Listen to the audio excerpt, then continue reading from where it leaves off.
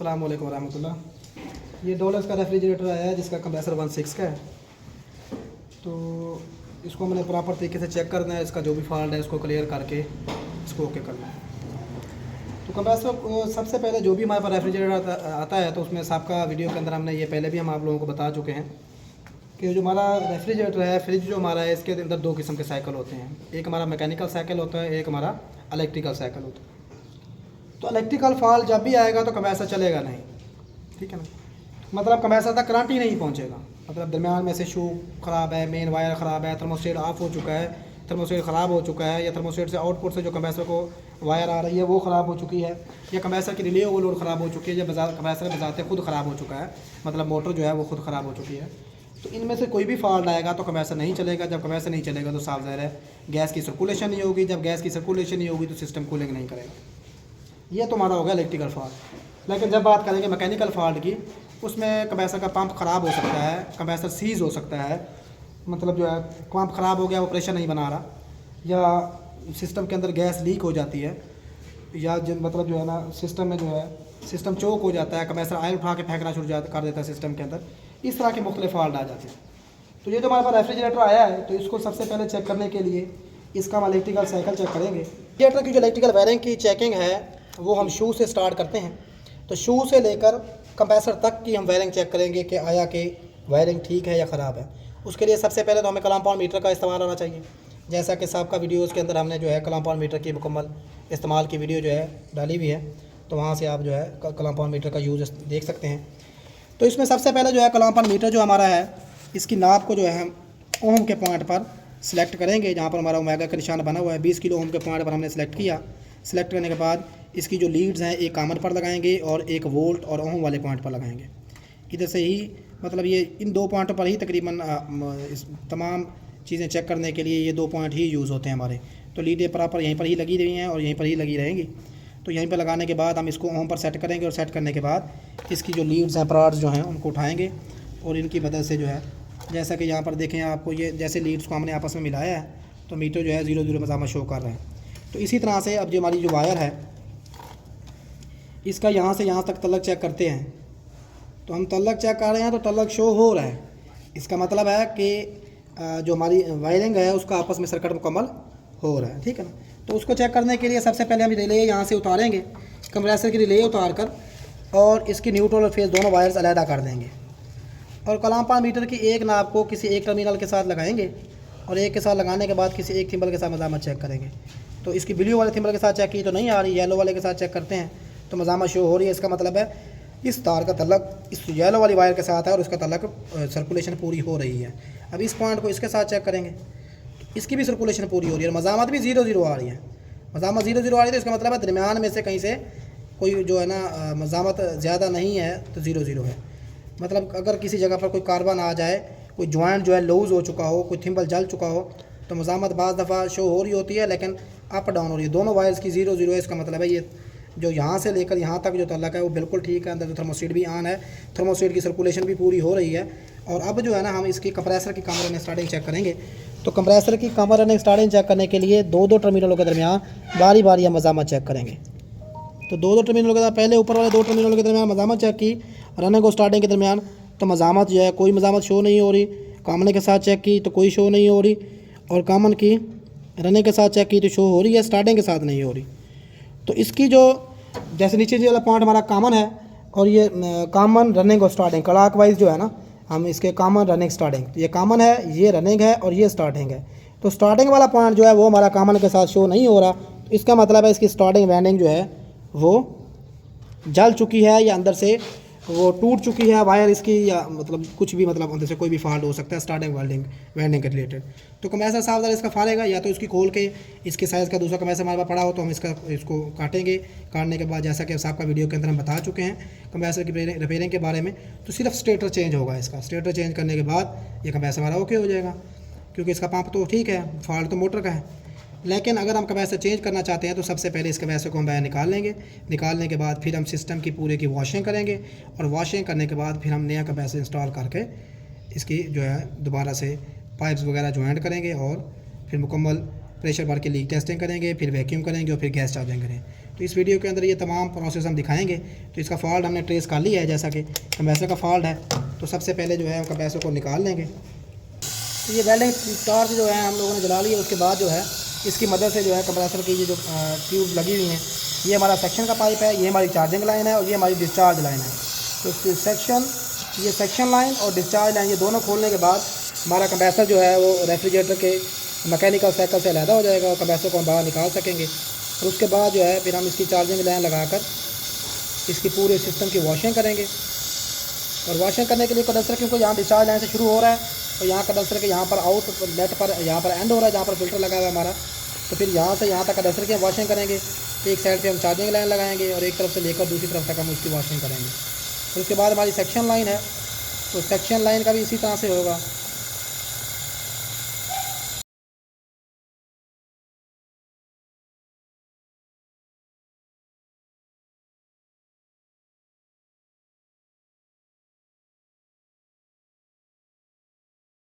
तो जब भी रेफ्रिजरेटर की हम रिपेयरिंग करेंगे तो ये फ़िल्टर तकरीबन हर दफ़ा हमें नया लगाना होता है।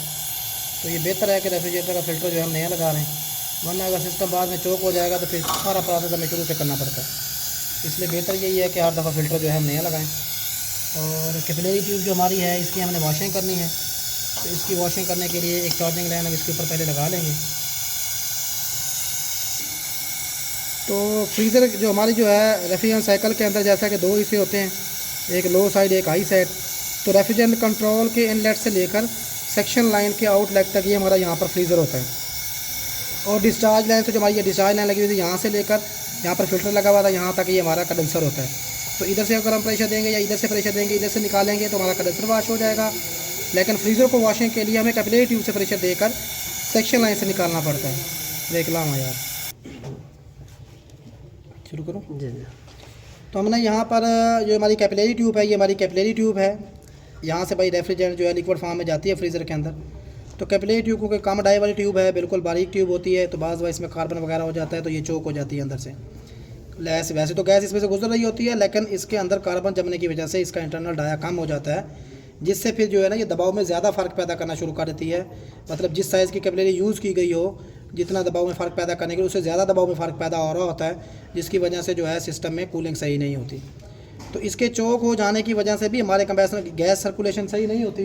तो गैस सर्कुलेशन सही ना होने की वजह से हमारे जो कंप्रेसर हैं उनमें भी फॉल्ट आ जाते हैं, मतलब उनका पंप फारिग हो जाता है या उनमें कोई ना कोई और फॉल्ट आ जाते हैं, जिससे वो प्रेशर बनाना छोड़ देते हैं चोक होने की वजह से।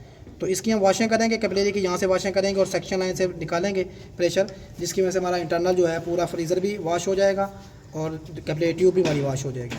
बाकी हमारा कंडेंसर है वो यहाँ से स्टार्ट हो रहा है, डिस्चार्ज लाइन यहाँ से स्टार्ट हुई, ये कंडेंसर का एंड है यहाँ से यूँ। तो मतलब यहाँ से अगर हम प्रेशर डालेंगे तो पूरे कंडेंसर में से सर्कुलेट करने के बाद जब प्रेशर यहाँ से निकलेगा तो फिर हमारा पूरा कंडेंसर भी वॉश हो जाएगा, इंटरनल और एक्सटर्नल पूरा कंडेंसर भी वॉश हो जाएगा।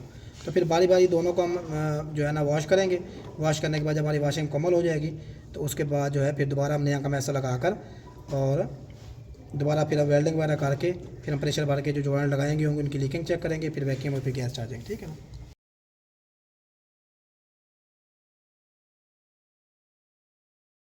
तो कंडेंसर की वॉशिंग के लिए कंडेंसर की एक साइड पर हमने एक चार्जिंग लाइन लगाई है, जिसके साथ गेज वगैरह लगाकर गेज को हमने अटैच किया है। तो गेज को अटैच कर जब प्रेशर पंप हमारा, इस प्रेशर पंप से हमने यहाँ से प्रेशर दिया है, तो गेज के थ्रू प्रेशर जो हमारा ये कंडेंसर में जा रहा है और पूरे कंडेंसर में से सर्कुलेट करने के बाद ये आउटलेट से यहाँ से प्रेशर निकल रहा है। कंडेंसर हमारे की जैसे कि मैंने पहले कंडेंसर के बारे में बताया कि कंडेंसर की हमारे की एक इनलेट है, एक आउटलेट है। तो कंडेंसर बेसिकली ट्यूबों का एक कॉइल है, तो यहाँ से ये प्रेशर इन होता है कंप्रेसर के थ्रू, फिर यहाँ से यूँ सर्कुलेशन करने के बाद फिर ये वाला जो हमारा पाइप है ये इंटरनल कंडेंसर में चला जाता है। ये वहाँ पर होता है जहाँ पर हमारी गैस की रबड़ डोर गैस के जो है ना पकड़ करती है ताकि वो गर्म रहे। और फिर ये हमारा यहाँ से प्रेशर वापसी आ रहा है, प्रेशर यहाँ से निकलने के बाद फिर ये चला जाता है नीचे भी बेसमेंट में कंडेंसर लगा हुआ है, वहाँ से होने के बाद फिर ये प्रेशर यहाँ पर आया और फिर यहाँ से यूँ सर्कुलेट करने के बाद ये हमारा कंडेंसर का आउटलेट है। तो जब हमने यहाँ पर चार्जिंग लगानी, यहाँ से हम प्रेशर देंगे तो पूरे कंडेंसर में सर्कुलेट करने के बाद यहाँ से मेरा प्रेशर बाहर निकलेगा, तो फिर जो है ना इसके अंदर से वॉशिंग हो जाएगी। उसके लिए जो है ना मुख्तलिफ़ किस्म के केमिकल हैं, CTC है, कार्बन टेट्राक्लोराइड, थाइजोन या जो है ना पेट्रोल वगैरह।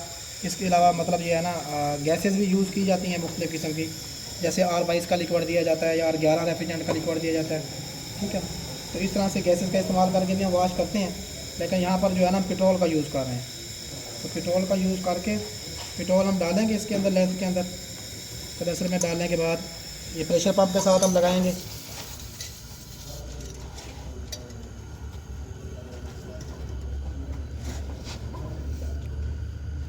प्रेशर हमारा यहाँ से अब जाएगा और पूरे कंडेंसर में से होने के बाद यहाँ से निकलेगा। तो फिर पेट्रोल की हम कंडीशन चेक करेंगे, जो पेट्रोल साफ़ है या मैला है।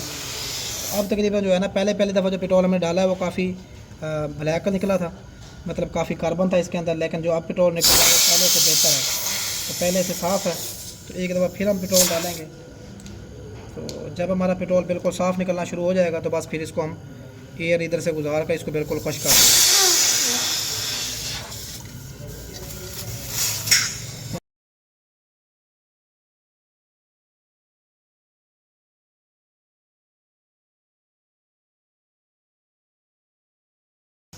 इस तरह से यहाँ से हम प्रेशर को रोकेंगे। तो जब प्रेशर को हम यहाँ से रोकेंगे तो अब ये देखें यहाँ से हमारी गेज भी अप हो रही है ऐसा जैसे जैसे प्रेशर हमारा कंडेंसर के अंदर बढ़ता जा रहा है। तो थोड़ा सा प्रेशर बढ़ने के बाद जब तक प्रेशर हम रोक सकेंगे उसके बाद फिर हम यहाँ से रोकेंगे। तो फिर हम देखेंगे, अब देखें पेट्रोल हमारा जो है ना बिल्कुल साफ़ आ रहा है, मतलब उसमें कार्बन वगैरह नहीं है। तो तकरीबन जो है हमारा कंडेंसर वॉश हो चुका है। उसके बाद हम फ्रीज़र को वॉश करेंगे। तो फ्रीज़र को वॉश करने के लिए यहाँ से कैपिलरी से हम प्रेशर डालेंगे और सेक्शन लाइन से निकालेंगे, ठीक है ना। तो प्रेशर पंप की मदद से हमने फ्रीज़र को वॉश करना शुरू किया है। ये जो प्रेशर पंप हमारा है इसका प्रेशर जो है हमने कैपिलरी ट्यूब के साथ इन किया है। कैपिलरी ट्यूब से हमारा प्रेशर इन हो रहा है और सेक्शन लाइन से प्रेशर निकल रहा है। लेकिन यहाँ गेज पर देखें कि हमारी जो सुई है वो तकरीबन 400 PSI पर जो है ना ठहरी हुई है। तो वैसे तो हमारी कैपिलरी जो है वो कम से कम जो है ना 270 पर, 80 पर, 250 पर या इससे कम पर खुलनी चाहिए, ठीक है। मतलब मैक्सिमम जो है ज़्यादा से ज़्यादा 280 पर खुलनी चाहिए, इससे ज़्यादा नहीं। मतलब 300 पर भी हो तो फिर भी हम उसको वॉश करेंगे, उसको क्लियर करेंगे।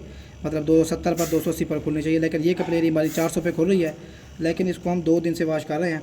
इसमें हमने पेट्रोल की मदद से वॉश किया, थाइजोन की मदद से वॉश किया, लेकिन मुकम्मल वॉशिंग के बाद हमें कोई इसके मतलब फ़ायदा हासिल नहीं हुआ। तो कैपिलरी जो है वो बिल्कुल ही मतलब ब्लॉक हो चुकी है, मतलब जो कार्बन जमा है उसकी तह बहुत ज़्यादा जम चुकी है, जिसकी वजह से वो बिल्कुल जो तह है वो बिल्कुल साफ़ नहीं हो रही, जिसकी वजह से कैपिलरी का इंटरनल डाया जो है वो कम हो गया है। तो कैपिलरी 400 PSI पर खुल रही है। इसकी वजह से इस कैपिलरी को हमें चेंज करना पड़ेगा, ठीक है ना। तो इसको चेंजिंग का प्रोसेस भी हम बताएंगे, इस कैपिलरी को चेंज करेंगे, ठीक है ना। और चेंज करके जो है हम फिर इसका जो है नया कंप्रेसर फिट करके हमारी कैपिलरी जो है वो यहाँ पर जैसे कि जहाँ पर लपेटी गई है सेक्शन लाइन के ऊपर, ये बतौर हीट एक्सचेंजर काम कर रही है यहाँ पर, ठीक है ना। तो कैपिलरी फिर यहाँ से ये सेक्शन लाइन के अंदर से जाती है और फ्रीज़र के अंदर जाकर जहाँ से फ्रीज़र का हमारा इनलेट होता है, मतलब जहाँ से फ्रीज़र हमारा स्टार्ट हो रहा होता है वहाँ पर जाकर अंदर खोल दी जाती है उसको वहाँ पर, ठीक है ना। तो लेकिन ये सेक्शन लाइन के इंटरनल अंदर से जा रही है। अब ये कैपिलरी यहाँ से तो नहीं गुजारी जा सकती दोबारा, लेकिन इस कैपिलरी को हम यहीं पर काट कर यहाँ से बंद कर देंगे, इसको वेल्ड करके। दूसरी जो हमारी कैपिलरी है उसके गुजारने के 2 तरीके हैं। यह है कि जो हमारी फ्रिज, एक तरीका यह है कि हमारी फ्रिज की जो ऊपर से छत है, मतलब जहाँ पर हमारी कैपिलरी अंदर से नीचे से अंदर से खुल रही है, उसी जगह से ऊपर से हम कट लगाएंगे। कट लगाने के बाद चादर को फोल्ड करके केमिकल निकाल लेंगे, थर्मापोर निकालने के बाद नीचे जो है जहाँ से कैपिलरी हमारी स्टार्ट हो रही है वहीं पर हम अंदर से ऊपर से जो हमारा फ्रीज़र की जो प्लेट है उसकी जो ट्यूब है उसको सफाई करके और ऊपर से वहाँ से सुराख करके कैपिलरी उसके अंदर डालकर वहाँ से, और फिर जो है ना वहाँ से कैपिलरी अंदर डालकर ऊपर से सिल्वर वेल्ड कर देंगे, क्योंकि फ्रीज़र हमारा सिल्वर का है। तो कैपिलरी अंदर डालकर ऊपर सिल्वर का टांका लग जाता है। सिल्वर का हम टांका लगाएंगे। एक तरीका ये है कि यहाँ से हम सुराख करेंगे और थर्मापोल के अंदर से यहाँ से कैपिलरी गुजार कर वहाँ पर ले जाएंगे, वहाँ से हम फ्रीज़र की सफाई करके वहाँ पर टांका लगाएंगे। ये मतलब बार से हो जाएगा। दूसरा तरीका ये है कि यहाँ से हमारी कैपिलरी आपको ये नज़र आ रही होगी, यहाँ से कैपिलरी जो सेक्शन लाइन के अंदर से यहाँ से कैपिलरी आ रही है वो यहाँ पर पिंच की गई है, ठीक है ना। तो यहाँ से हमारी कूलिंग स्टार्ट होती है। अगर हम ऊपर से काटेंगे बॉडी को तो फिर भी हम इसी ट्यूब के अंदर यहाँ से स्टार्ट करेंगे स्टार्ट पर। तो ये कैपिलरी हमारी यहाँ से स्टार्ट हो रही है। तो अगर हम अंदर से अगर मतलब यहाँ से सफाई करके ट्यूब के अंदर यहाँ से हल्का सा ट्यूब को किसी कील की मदद से सुराख करेंगे और फिर सुराख जो हम करेंगे एहतियात से करेंगे ताकि वो सिर्फ ऊपर वाली साइड को ही सुराख हो, नीचे वाली साइड को सुराख ना हो, ठीक है ना। तो फिर यहाँ से सफाई करके यहाँ से कैपिलरी ट्यूब अंदर डालेंगे और फिर हम यहाँ से वेल्ड करेंगे और फिर कैपिलरी हमारी जो होती है यहीं से पीछे से बैक से निकाल लेते हैं। अब हम अंदर से कैपिलरी यहाँ से अंदर वाली साइड से कैपिलरी लेकर आएंगे तो यहाँ टांका लगाने के बाद फिर यहाँ पर सिल्वर टेप लगा देंगे, कैपिलरी नज़र नहीं आएगी और फिर बाहर बाहर से हमारी कैपिलरी जो है सेक्शन लाइन के ऊपर हम लपेट देंगे, वैसे का वैसे हीट एक्सचेंजर बना देंगे।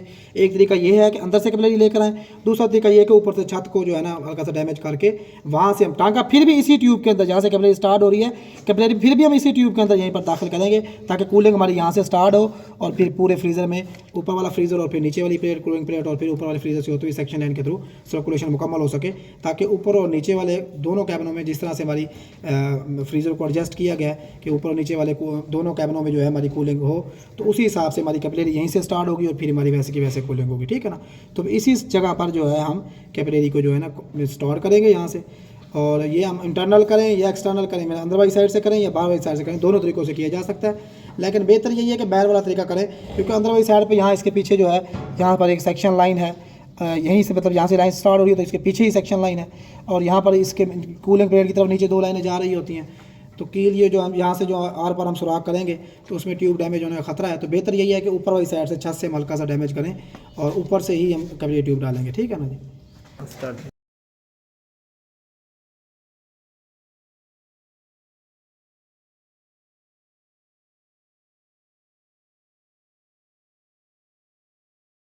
इस तरह से हमने ऊपर से छत को ओपन कर दिया है।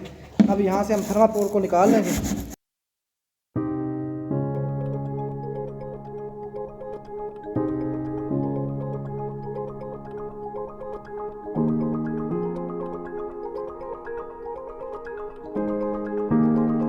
इस तरह से कैपिलरी जो है हमने फ्रीज़र के अंदर यहाँ से फ्रीज़र की ट्यूब जहाँ से हमारी कैपिलरी पहले खुल रही थी उसी जगह से हमने थोड़ा सा डैमेज किया उसको, और वहाँ से कैपिलरी अंदर फ्रीज़र की ट्यूब के अंदर डालकर यहाँ से ऊपर से हम, क्योंकि ये सिल्वर की प्लेट है तो सिल्वर वेल्ड करेंगे, ठीक है।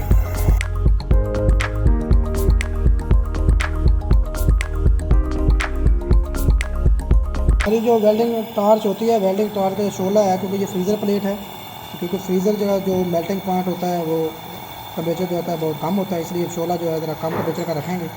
तो उसके बाद जो है हमने यहाँ पर मटेरियल जो है पहले ही हल्की सी हीट देकर पहले ही मटेरियल को जो है ना मेल्ट करके, मतलब राड को यहाँ पर एक 2-3 कतरे बना दिए, फिर उसी को हीट दे देकर मेल्ट करके जो है ना उसको प्लेन कर दिया है उस मटेरियल को लगे हुए को। तो ये हमारा तकरीबन टांका लग चुका है। तो टांका लगने के बाद इसको ठंडा करेंगे, ठंडा करने के बाद फिर इसमें हम प्रेशर भरेंगे फ्रीज़र के अंदर। प्रेशर भर के हम लीक टेस्टिंग करेंगे आया कि हमारा टांका लीक है या नहीं है। अगर ओके होगा तो फिर इंशाल्लाह जो है ना ये अगला प्रोसेस करेंगे।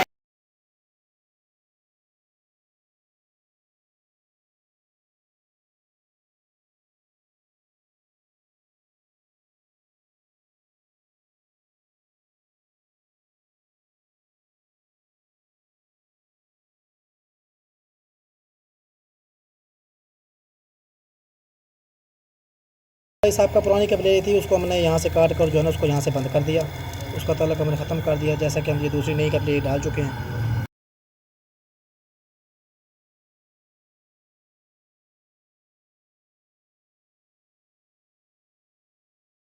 जैसा कि हमने सबका जो पहले की लगी पुरानी कैपिलरी थी उसका प्रेशर हमने आप लोगों को दिखाया था कि वो 400 पर खुल रही थी। तो अब देखें कि हमने जब कैपिलरी चेंज कर ली है तो ये तकरीबन 260-65 पर खुल रही है, ठीक है ना। 260 और 65 के दरमियान में, 260 और 70 के दरमियान में 265 पर जो है ना हमारी कैपिलरी खुल रही है, ठीक है। तो ये कैपिलरी चेंज करने का ये फ़ायदा हुआ है कि क्योंकि अगर ये वही पुरानी कैपिलरी को हम अगर सर्कुलेशन मुकम्मल करके कंप्रेसर के साथ गैस चार्ज कर देते हैं तो कंप्रेसर का पंप जो है वो फारिग हो जाता है, ठीक है ना। तो इसलिए हमने नई कैपिलरी लगाई है। अब ये तकरीबन 260 पर खुल रही है, ठीक है ना।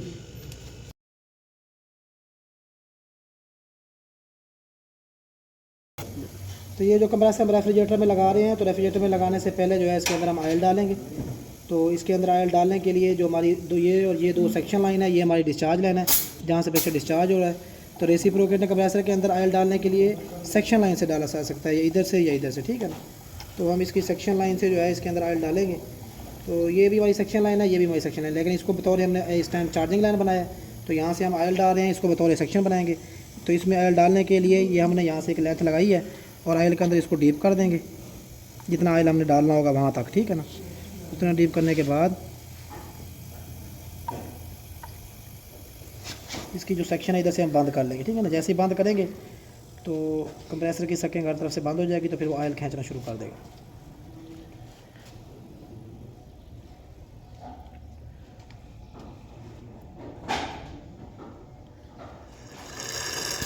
ठीक है ना जी। तो इसने ऑयल खींच लिया है। ऑयल डालने के बाद इस लेंथ के ऊपर यहाँ पर हम हाथ रख कर जैसे सेक्शन बंद करेंगे और इधर से अंगूठा रखेंगे, तो थोड़ी देर के बाद यहाँ पे जब छोड़ेंगे तो फिर वो जो ऑयल इस लेंथ के अंदर है वो भी कंप्रेसर सक कर लेगा।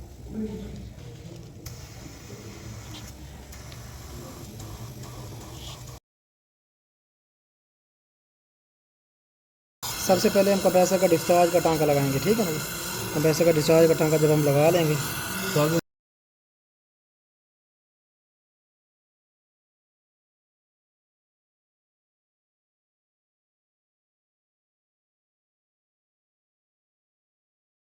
कंप्रेसर की डिस्चार्ज का टांका यहाँ से हमने लगा लिया है। उसके बाद हम कंप्रेसर को चलाएंगे, फिर यहाँ से कंप्रेसर के आउटलेट से हम प्रेशर देखेंगे कि प्रेशर निकल रहा है तो फिर हमारा ये टांका जो है वो ठीक है, वरना ब्लॉक है, ठीक है ना। तो यहाँ से हमारा ये प्रेशर निकल है, ठीक है। इसका मतलब है जो हमारा वो नीचे का टांका है वो बिल्कुल सही लगा हुआ, ब्लॉक नहीं है। इस तरह स्टेप बाय स्टेप हम टांके लगाते जाएंगे, इसको चेक करते जाएंगे, ठीक है ना।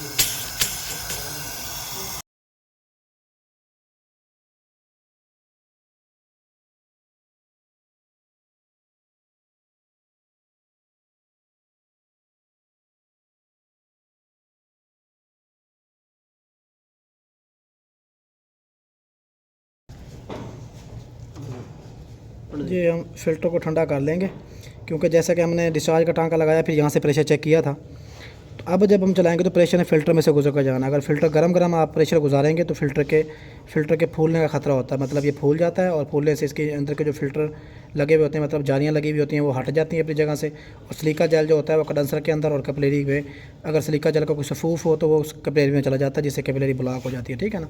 इसलिए पहले हम इसको ठंडा कर लेते हैं ताकि जो है कोई नुकसान ना हो।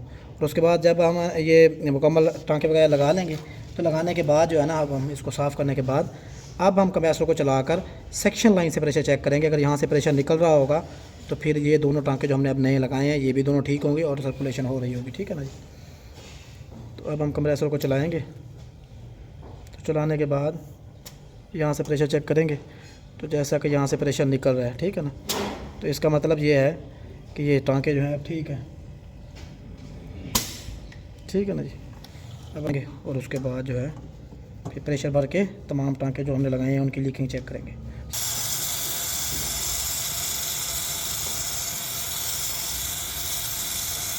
अब हम ये कंप्रेसर की सेक्शन लाइन जो आखिरी लाइन हमारी रह रही है इसको टांका लगाएंगे।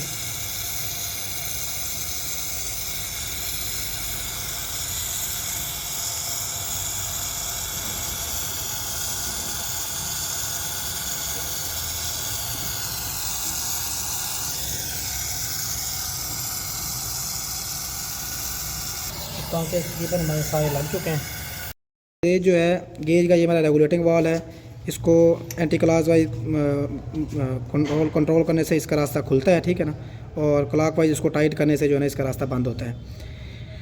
ये वाल जब बंद भी कर देंगे तब भी गेज के जो नीचे वाली यूनियन है इसका तल्लक, मतलब इस लेंथ का तल्लक गेज के साथ रहेगा। सिर्फ इसके टाइट करने से, इसके बंद कर देने से ये वाली जो लाइन है आउटपुट वाली, इसका रास्ता जो है वो डिस्कनेक्ट हो जाएगा, ठीक है ना। तो बिल्कुल हमेशा जब भी किसी सिस्टम में आपने गैस चार्ज करनी है, किसी सिस्टम का वैक्यूम करना है, किसी सिस्टम में प्रेशर भरना है, तो उस सूरत में गेज के बिल्कुल नीचे वाली जो यूनियन होगी हमारी ये सिस्टम के साथ लगेगी। मतलब ये जो गेज के बिल्कुल नीचे वाली जो हमारी लेंथ है ये हम सिस्टम में लगाएंगे, क्योंकि इस टाइम हम प्रेशर भर रहे हैं। तो हम प्रेशर भरने के लिए जो गेज यूज़ कर रहे हैं तो इसको हम यहाँ पर ये चार्जिंग लाइन के साथ यहाँ पर लगाएंगे, ठीक है ना। तो यहाँ पर लगा कर इसको हम टाइट कर देंगे, कि हमने टाइट कर दिया। तो अब जो हमारा सिस्टम है उसका ताल्लुक गेज के साथ हो चुका है, ठीक है ना। लेकिन क्योंकि ये वाल हमारा खुला हुआ है इस टाइम, तो खुला होने की वजह से ये वाली जो लेंथ है इसका ताल्लुक भी इस टाइम सिस्टम के साथ है। तो अब इसकी जो लेंथ का जो दूसरी लेंथ का सिरा है इसको हम प्रेशर पंप के साथ लगाएंगे और सिस्टम में प्रेशर भरेंगे। और प्रेशर भरने के बाद फिर जो है ना इसके तमाम जो हमने वेल्डिंग की है, जो टांके हमने लगाए हैं, उनकी हम लीकिंग ट्रेस करेंगे। तो ये प्रेशर पंप वगैरह चल गया, चलने के बाद फिर यहाँ से हम ये लेंथ यहाँ से लगा देंगे। और फ्रिज के जो फ्रीज़र होता है क्योंकि वो सिल्वर का होता है, इसलिए इसमें मैक्सिमम जो प्रेशर है वो हम 100-120 भरेंगे, बस इससे ज़्यादा नहीं भरेंगे, ठीक है। 100 या 120 भरने के बाद जो जो हमने वेल्डिंग की है इसमें जो भी टांके लगाए हैं, मतलब फ्रीज़र में कैपिलरी लगाई है, फ़िल्टर लगाया है, फ़िल्टर का कंडेंसर के साथ, फ़िल्टर की एक साइड कंडेंसर के साथ लगी है, एक साइड कैपिलरी ट्यूब के साथ लगी है। तो चार्जिंग लाइन के टांके हैं, ठीक है ना। और सेक्शन का डिस्चार्ज का टांका है। और जो भी टांके हमने रिन्यू किए हैं जो सारे जो है ना तसल्ली से चेक कर लेंगे। चेक करने के बाद तो फिर हम इसका प्रेशर जो है कुछ देर के लिए स्टैंड रहने देंगे, ठीक है। उसके बाद वैक्यूम करके गैस चार्ज कर देंगे। और प्रेशर जैसे जैसे अप हो रहा है तो तकरीबन प्रेशर जो है 70 हो गया।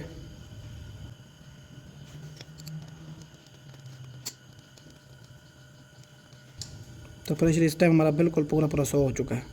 तो तकरीबन हम 120 प्रेशर भरेंगे इसके अंदर। अब 110 हो गया।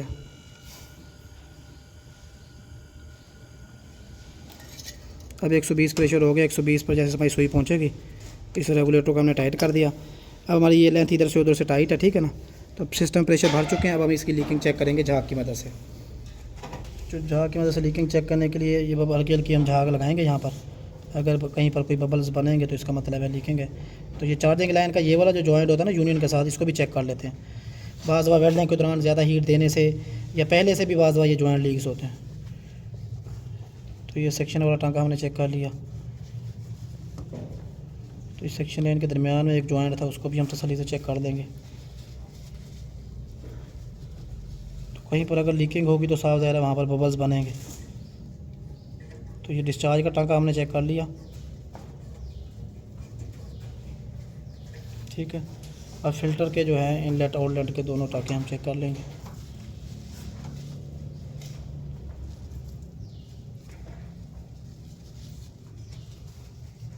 और ये हमारी कंडेंसर के इंटरनल और एक्सटर्नल कंडेंसर के जो है ना वो जॉइंट हैं, इनकी भी ज़रा तसल्ली कर देंगे एक दफ़ा कि आया कि ये ठीक है या ठीक तो नहीं है। इनमें से एक टांका जो है उस पर आयल था, पहले हमने उसको रिन्यू कर दिया है, तो फिर भी उसकी भी तसल्ली करने के लिए जो है उसको हम चेक कर रहे हैं, ठीक है ना। तो ये तमाम जॉइंट जो है चेक करने के बाद जब हमारी तसल्ली हो जाएगी तो ये कॉपर और सिल्वर का जॉइंट है यहाँ पर सेक्शन लाइन में, क्योंकि ये सेक्शन लाइन हम इसको सेट करते रह गए हैं, इधर उधर मोड़ते रह गए हैं। तो इसकी भी तसल्ली कर लेते हैं कि यहाँ से जॉइंट लीक ना हो। यहाँ से थोड़ा सा सेक्शन लाइन सिल्वर की है, इसको हमने मोड़ा था, तो यहाँ से भी तसल्ली कर लेते हैं। तसल्ली करने के बाद जब हमारी मुकम्मल तसल्ली हो जाएगी, ऊपर से कैपिलरी वाला टांका लगाया था उसको भी चेक कर देंगे। तो यहाँ से हम कैपिलरी का जो जॉइंट लगाया था उसकी भी लीकिंग टेस्ट कर लेंगे। तो झाग पतली पतली लगाने से जो है ना लीकिंग आसानी से पता लग जाती है। ज़्यादा मोटी झाग लगाने से जो है ना बाज़ दफ़ा ये होता है कि बबल्स बारीक होते हैं तो झाग के अंदर ही छुप जाते हैं, पता नहीं चलता। तो जैसा कि हमने लीक टेस्टिंग की थी, लीक टेस्टिंग करने के बाद जो हमारा अगला प्रोसेस है वो हमारा वैक्यूम का होता है। तो अब जो है हम कंप्रेसर का वैक्यूम करने से पहले, क्योंकि ये वॉल हमने खोल लिया था, प्रेशर सारा निकाल दिया था, अब पहले वॉल हम लगा लेंगे। अगर वॉल नहीं लगाएंगे तो गैस चार्जिंग के बाद जो है ना वैक्यूम, क्योंकि अगर ये वॉल हम टाइट कर रहे हैं, अगर हम ये वॉल ना लगाते तो वैक्यूम तो हो जाता, लेकिन वैक्यूम करने के बाद जब अगला प्रोसेस हमारा गैस चार्जिंग का होता है तो फिर हम गैस चार्जिंग शुरू कर देते। लेकिन जब गैस चार्जिंग वाली मुकम्मल हो जाती है तो जैसे ही हम लेंथ यहाँ से खोलते हैं गेज की, तो फिर सारी गैस जो है ना वो लीक हो जाती है। तो वॉल लगाने का फ़ायदा ये होता है कि फिर जब हम गेज को खोलेंगे एंड पर, तो वॉल जो है प्रेशर को इंटरनल जो है ना वो प्रेशर को बाहर लीक नहीं होने देगा, मतलब उसको रोक लेगा, उसको रुकावट पैदा करेगा, ठीक है ना। इसलिए ये वॉल हमने लगा दिया है। वॉल लगाने के बाद जो है अब हम इस पर गेज लगाएंगे और वैक्यूम करेंगे। तो जैसा कि ये हमारी लो प्रेशर गेज है, ये ज़ीरो से स्टार्ट होती है और 250 PSI तक इसका प्रेशर होता है, ठीक है ना। ये इसकी लो प्रेशर गेज कहलाती है। और ज़ीरो से माइनस पीछे की तरफ -30 इंच ऑफ मरकरी जो हमारा है, ये ज़ीरो से पीछे की तरफ ये हमारा वैक्यूम गेज कहलाती है, ठीक है ना। तो ये हमारी वैक्यूम गेज और लो प्रेशर गेज दो गेजों का मजमूआ है, इसको इसलिए कंपाउंड गेज भी कहा जाता है। इसी तरह से ये हमारी हाई प्रेशर गेज है, ये 0 PSI से स्टार्ट होती है और 500 या 800 PSI तक ये मुख्तलिफ प्रेशर्स में आती हैं। तो ये हमारी हाई प्रेशर गेज है, लेकिन इसमें वैक्यूम गेज नहीं है, ठीक है ना। तो वैक्यूम के लिए हम लो प्रेशर गेज का इस्तेमाल करते हैं। जैसा कि हमारी ये कंपाउंड गेज है, इसको वैक्यूम गेज भी कहा जाता है और लो प्रेशर गेज भी कहा जाता है। गेज के बिल्कुल जो नीचे वाली यूनियन है, ये हमेशा जो है, जैसे मैंने पिछले प्रेशर भरने के दौरान ही बताया था कि ये हम सिस्टम के साथ लगाते हैं। सिस्टम में वैक्यूम करना हो, सिस्टम में प्रेशर भरना हो या सिस्टम में गैस चार्जिंग करनी हो, तो गेज के बिल्कुल नीचे वाली जो हमारी लेंथ होगी, जो नीचे वाली यूनियन पे लगी हुई होगी, वो हम सिस्टम के साथ लगाएंगे, ताकि क्योंकि जब हम इसका ये वॉल जो है यहाँ से बंद ऑफ़ करेंगे तो फिर भी गेज की जो नीचे वाली यूनियन है उसका ताल्लुक सिस्टम के साथ रहेगा, ठीक है ना। तो अब हम ये जो साइड वाली लेंथ हमारी है, ये हम वैक्यूम पंप के साथ लगाएंगे और वैक्यूम पंप के साथ लगाने के बाद ये हमने लगा लिया। लगाने के बाद इसका ये वाला हिस्सा लूज़ करेंगे और फिर इसको हम, लेकिन ये जो हमारी गेज है यहाँ पर इस टाइम ऑफ़ है, ठीक है ना। गेज हमारी ऑफ़ होगी, इसको हम वैक्यूम पंप को ऑन करेंगे। जैसे ही ऑन करेंगे तो यहाँ से वैक्यूम होना शुरू हो जाएगा इस लेंथ में से। अब जब हम इसकी गेज को खोलेंगे तो फिर इसकी आवाज़ जो है ना चेंज होगी, जिससे हमें पता लगेगा कि वॉल्व प्रेस हुआ हुआ या नहीं हुआ है। तो जैसे ही हमने गेज को खोला तो वैक्यूम पंप की जो आवाज़ है वो चेंज हो गई है, और चेंज होने की वजह से अब हमें पता लग रहा है कि ये वाल्व हमारा प्रेस हुआ हुआ है, मतलब इंटरनल जो है वो एयर जो है वो सक हो रही है, ठीक है ना। तो सक होने की वजह से जो है ना वैक्यूम होगा, ठीक है। तो अभी हमारा वैक्यूम होगा 15 से 20 मिनट में वैक्यूम मुकम्मल हो जाता है। तो वैक्यूम मुकम्मल होने के बाद फिर आप गैस स्टार्ट करेंगे। जैसा कि गेज में नज़र आ रहा है कि अब हमारी जो सुई है वो पहले 0 प्रेशर पर ठहरी हुई थी, अब वो 0 से पीछे की तरफ जो है ना मूव होकर -30 पर आ गई है। लेकिन ये है कि तकरीबन 15 से 20 मिनट में वैक्यूम मुकम्मल हो जाता है। तो कम अज़ कम जो है ना हम आधा घंटा या 25 मिनट वैक्यूम करेंगे इसका। जब हमारी तसल्ली हो जाएगी वैक्यूम मुकम्मल हो जाए तो उसके बाद हम इसकी गैस चार्ज करेंगे। तो वैक्यूम हमारा जो है वैक्यूम होते हुए तकरीबन आधा घंटा गुजर चुका है और हमारा वैक्यूम जो है मुकम्मल हो चुका है। वैक्यूम मुकम्मल होने के बाद सबसे पहला जो हमारा प्रोसेस होता है वो होता है पहले हम गेज को बंद करेंगे। वैक्यूम पंप बंद करने से पहले हम गेज को बंद करते हैं। तो यहाँ पर जो है ना हम ताकि जो है जब लेंथ को हम गेज की लेंथ को वैक्यूम पंप से उतारेंगे तो एयर चली जाएगी अगर हमारी गेज बंद नहीं होगी तो, ठीक है ना। क्योंकि अंदर वैक्यूम पैदा हो चुका था तो बड़ी तेज़ी के साथ हवा जो है अंदर की तरफ सर्कुलेट करती है। तो गेज हमने बंद कर दी। बंद करने के बाद हम वैक्यूम पंप को बंद करेंगे। वैक्यूम पंप को बंद करने के बाद वैक्यूम पंप से लेंथ को उतार कर इसी लेंथ को जो वैक्यूम पंप से हमने उतारी है जो गेज के साइड वाली थी वो हम लगाएंगे सिलेंडर के साथ, ठीक है ना। यहाँ पर सिलेंडर के साथ इसको हम टाइट कर देंगे और टाइट करने के बाद जब ये टाइट हो जाएगी तो गेज वाली साइड से यही जो सिलेंडर के साथ हमने लेंथ लगाई है, क्योंकि ये लेंथ जब हमने वैक्यूम पंप से उतारी है तो इसके अंदर वैक्यूम हो चुका था। तो जैसे वैक्यूम पंप से उतारी तो एयर ने यहाँ पर जगह बना ली और एयर हमारी लेंथ के अंदर जा चुकी है। अब जो है हम इसको गेज से यहाँ से लूज़ करेंगे इस लेंथ को।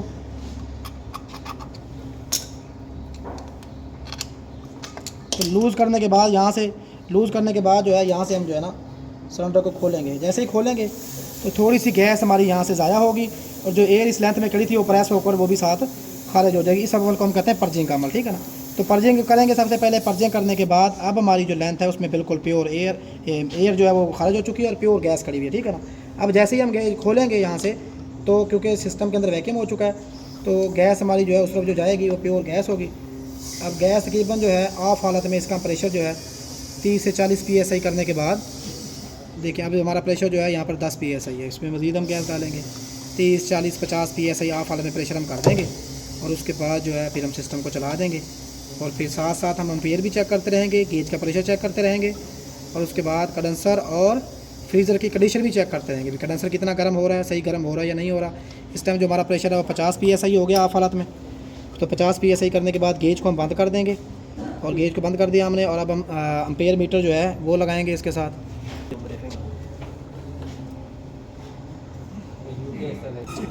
जैसा कि गेज का प्रेशर जो हमारा है वो 50 PSI है, ठीक है ना। और मीटर जो हमारा है वो 0 एम्पेयर शो कर रहा है। जैसे हम कंप्रेसर को चलाएंगे तो फिर यहाँ पर हमारे एम्पेयर भी शो होंगे, एम्पेयर को भी हम देखेंगे। तो अब देखें जैसे स्टार्ट हुआ है तो 4 एम्पेयर से स्टार्ट लिया उसने और ऐसा जो है 1 एम्पेयर पे आ गया, ठीक है ना। और इधर से प्रेशर भी हमारा जो 50 PSI था, जैसे गैस सर्कुलेशन में आई है कंप्रेसर ने ऑन हुआ है तो कंप्रेसर ने सेक्शन वाली साइड से गैस को खींच कर डिस्चार्ज करना शुरू कर दिया है। अब प्रेशर जो है आहिस्ता क्योंकि ये गेज हमारी होती है ये लो साइड का प्रेशर बता रही होती है। हमारी गेज इस टाइम 0 PSI पर आ गई है, ठीक है ना। और ये हमारे एम्पेयर यहाँ पर 0.5 एम्पेयर पर आ गए हैं। गेज हमारी 0 PSI पर आ गई है और 0 PSI से भी नीचे की तरफ जा रही है आहिस्ता वैक्यूम की तरफ, ठीक है ना।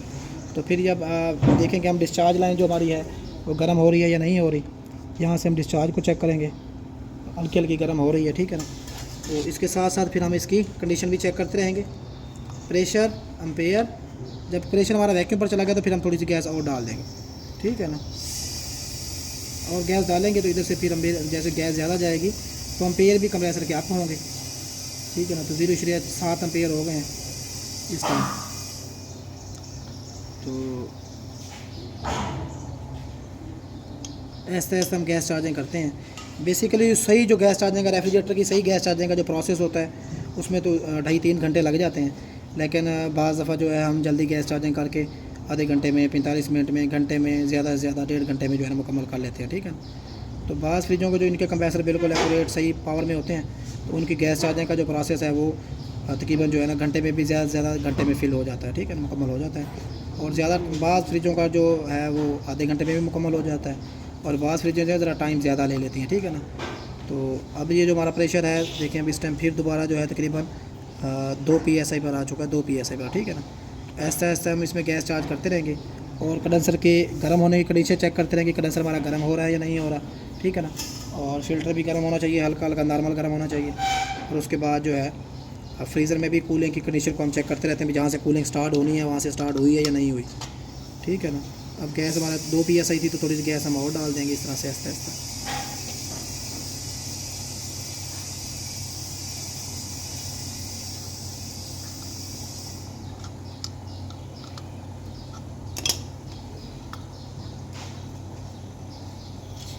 तो इस तरह से आहिस्ता आहिस्ता हम थोड़ी सी गैस डालेंगे, फिर उसको रनिंग सर्कुलेशन में आने देंगे।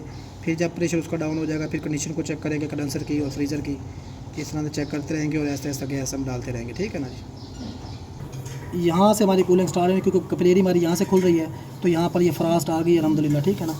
तो यहाँ से ये कूलिंग शुरू होगी और ये आहिस्ता आहिस्ता फिर यहाँ से ये लाइन ठंडी होगी, उसके बाद ये लाइन फिर इधर आ जाती है, फिर ये ऊपर वाला हिस्सा ठंडा होगा, फिर ये नीचे वाला हिस्सा कवर्ड होगा। कवर्ड होने के बाद फिर जो है ना यहाँ से ये वापसी, ठीक है ना, ये इधर नीचे वाली कूलिंग प्लेट पे चला जाएगा, नीचे वाले कैबिन में। नीचे वाली कूलिंग प्लेट मुकम्मल होने के बाद फिर गैस यहाँ से वापस आएगी, फिर ये वाला हमारा एरिया होगा और ये वाला होने के बाद फिर सेक्शन लाइन के बाद कंप्रेसर तक सेक्शन लाइन हमारी ठंडी हो जाएगी। तो इस तरह से स्टेप बाय स्टेप हम देखते रहेंगे। जब ऊपर वाले प्लेट और नीचे वाली प्लेट पर मुकम्मल फ्रास्ट आ जाएगी और पीछे से सेक्शन लाइन हमारी हल्की हल्की ठंडी हो जाएगी, तो फिर गैस हमारी मुकम्मल हो जाएगी, ठीक है ना। अब रनिंग हालत में जो हमारा प्रेशर है इस टाइम वो 10 PSI है, पूरा 10 PSI, ठीक है। मतलब 10 PSI प्रेशर पर जाकर हमारा जो रेफ्रिजरेटर है वो मुकम्मल चार्ज हो चुका है। और इस टाइम जो कंप्रेसर के एम्पेयर है ये 1.6 का कंप्रेसर है नेशनल का, ठीक है ना। तो इसके एम्पेयर जो है 0.5 एम्पेयर है, ठीक है जी। और आधा एम्पेयर ले रहा है ये। और इसकी जो सेक्शन लाइन है वापसी रिटार्ड, मतलब यहाँ तक ये नमी आ चुकी है, ये फुल नमी है इसके ऊपर, ठीक है। तो मतलब यहाँ तक कूलिंग पहुँच चुकी है और बेहतरीन। अगर नमी हो तो फिर ठीक होता है, अगर हल्की हल्की भी ठंडी हो फिर भी ठीक होता है। लेकिन अगर सेक्शन लाइन पे फ्रास्ट आ जाए, बर्फ़ की बारीक बारीक तह आ जाए, तो इसका मतलब है फिर सिस्टम में आपकी गैस जो है वो ज़्यादा चार्ज हो चुकी है, ठीक है ना। और कंडेंसर हमारा सारा गर्म है और फ़िल्टर भी हल्का गर्म है, नॉर्मल गर्म है, हल्का हल्का फ़िल्टर भी हमारा यहाँ से गर्म है। तो इसका मतलब है जी हमारा जो रेफ्रिजरेटर है वो बिल्कुल एक्यूरेट काम सही कर रहा है, ठीक है ना। अब अंदर से हम सिर्फ इसकी मतलब फ्रास्ट भी ऊपर नीचे मुकम्मल आ चुकी है और गैस हमारी मुकम्मल चार्ज हो चुकी है, ठीक है ना जी।